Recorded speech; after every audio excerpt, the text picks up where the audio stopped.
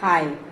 காய்கறி வாங்கலாம் அப்படின்னு சொல்லிட்டு பழமுதிர் நிலையம் போனோம். பழமுதிர் நிலையம் போகிற வழியில் நிறைய நடப்பாத கடைகளையும் தள்ளுவண்டி கடைகளையும் தாண்டி தான் போகணும். அப்படி போயிட்டு இருக்கும்போது திடீர்னு ஒரு குரல் கேட்டுச்சு, ஏனுங்கம்னே அப்படின்னு குரல் கேட்டுச்சு. டக்குன்னு திரும்பி பார்த்தேன், ஒரு வயசான பாட்டி.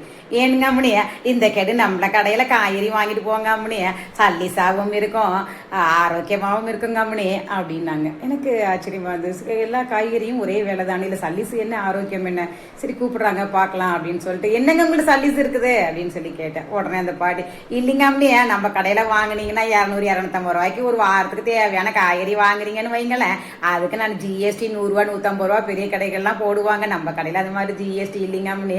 அது போகாமனி நம்ம கடையில பாத்தீங்கன்னா நீங்க காய்கறி வாங்கிட்டு போறதுக்கு போட்டு கொடுக்கறதுக்கு ஒரு பை வேணும் இல்லைங்க, அந்த பைக்கும் நாங்க காசு வாங்குறது இல்லைங்க அப்படி. ஆனா பெரிய பெரிய கடையெல்லாம் பண்ணி அவங்க பேர் போட்ட கவருங்களை உங்க காசு உங்கள்கிட்ட காசு வாங்கி அதுல போட்டு கொடுப்பாங்க அப்படி.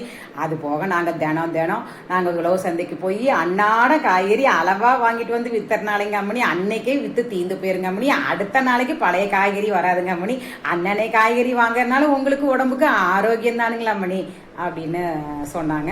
அது எனக்கு சிந்திக்கிற விஷயமா இருந்தது. அதுக்கப்புறம் இந்த பாட்டி என்னை விடலை, திரும்பவும் பேசிகிட்டே இருந்தாங்க. என்ன சொன்னாங்கன்னா, அம்மனிய நாங்கள் இந்த காய்கறி விற்கிறனால இதில் வர வருமானத்தை கொண்டு போய் வீட்டுக்கு கொடுக்குறோம் அம்மனி, என்னோட மகளை எல்லாம் படிக்க வைக்கிறோம் அம்மனி, கல்லூரிக்கு பரீட்சைக்கு பணமும் கட்டுறோங்க அம்மனி. ஆனால் பெரிய பெரிய கடைகள் எல்லாம் அந்த கடை வச்சிருக்கவங்கெல்லாம் பல வியாபாரங்கள் பண்ணுவாங்க, ஆனால் எங்களுக்கு இது ஒன்று தாங்க அம்மனி முக்கியமான வியாபாரமாக இருக்குது.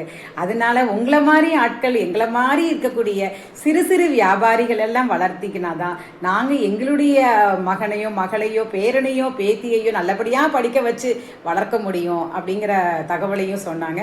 அதெல்லாம் கேட்கும் போதும் எனக்கு உடைய மனசு மாறிட்டேன்.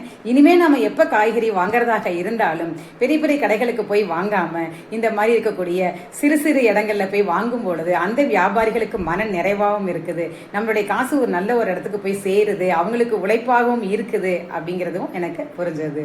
உங்களின் தோழி சுஜாதா அருணாச்சலம்.